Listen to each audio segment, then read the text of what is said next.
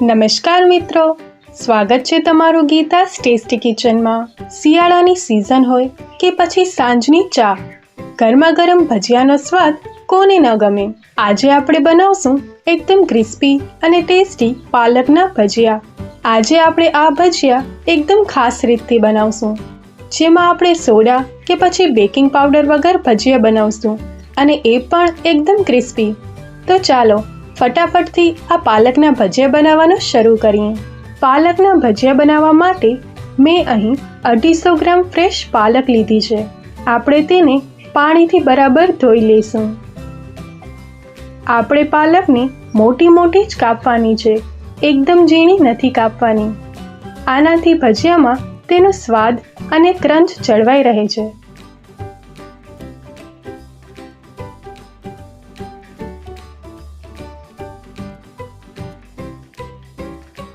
હવે આપણે કાપેલી પાલકને એક મોટા મિક્સિંગ બાઉલમાં લઈ લઈશું। હવે આપણે આમાં ઉમેરશું બધા મસાલા। સૌથી પહેલા આપણે નાખીશું અડધી ચમચી મીઠું। તમે તમારા સ્વાદ મુજબ વધુ કે ઓછું નાખી શકો છો। ત્યાર પછી આપણે નાખીશું અડધી ચમચી લાલ મરચું પાવડર, 5 ચમચી હળદર પાવડર, 5 ચમચી હિંગ, અડધી ચમચી જીરા પાવડર અને હવે આવશે એક ખાસ ઇન્ગ્રેડિયન્ટ્સ, અડધી ચમચી અજમો, જેને આપણે હથેળીમાં મસળીને નાખશું, જેનાથી તેની સુગંધ ખૂબ જ સરસ આવે છે। હવે આપણે આ બધા મસાલાને પાલક સાથે બરાબર મિક્સ કરી લઈશું।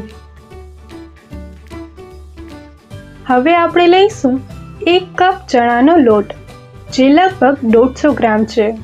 અહીં આપણે ધ્યાન રાખવાનું છે કે આપણે પાલકનું પ્રમાણ વધારે રાખ્યું છે અને ચણાનો લોટ ઓછો। આ જ ટ્રીક છે ભજીયાને ક્રિસ્પી બનાવવાની।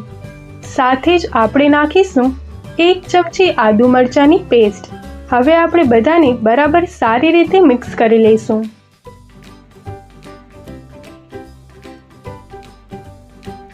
હવે બેટરમાં થોડું થોડું પાણી ઉમેરતા જઈશું અને એક ઘટ બેટર બનાવી લઈશું।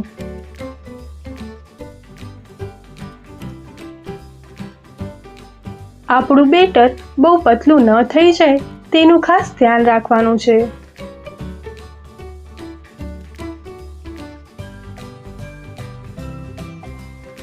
જુઓ, બેટરની કન્સિસ્ટન્સી આ રીતે ઘટ રાખવાની છે, જેથી ભજીયામાં પાલકનો ક્રંચ જળવાઈ રહે।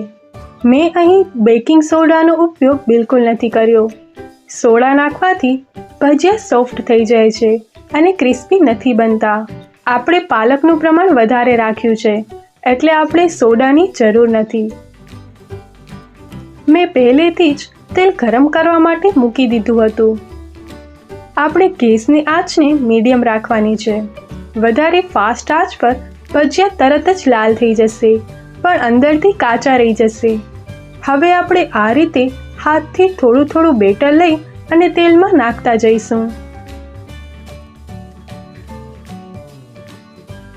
આપણે અહીં ભજીયાને ગોલ્ડન બ્રાઉન અને એકદમ ક્રિસ્પી ન થાય ત્યાં સુધી તળી લઈશું।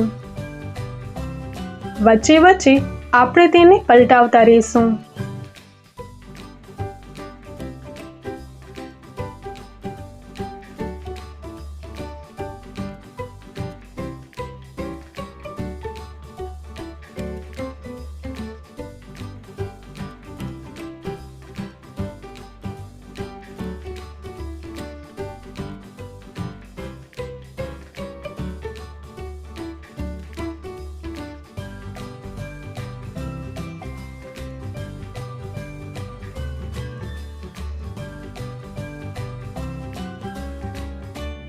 જુઓ, આપણા ભજીયા એકદમ સરસ રીતે તળાઈ ગયા છે અને દેખાય છે ને એકદમ ક્રિસ્પી।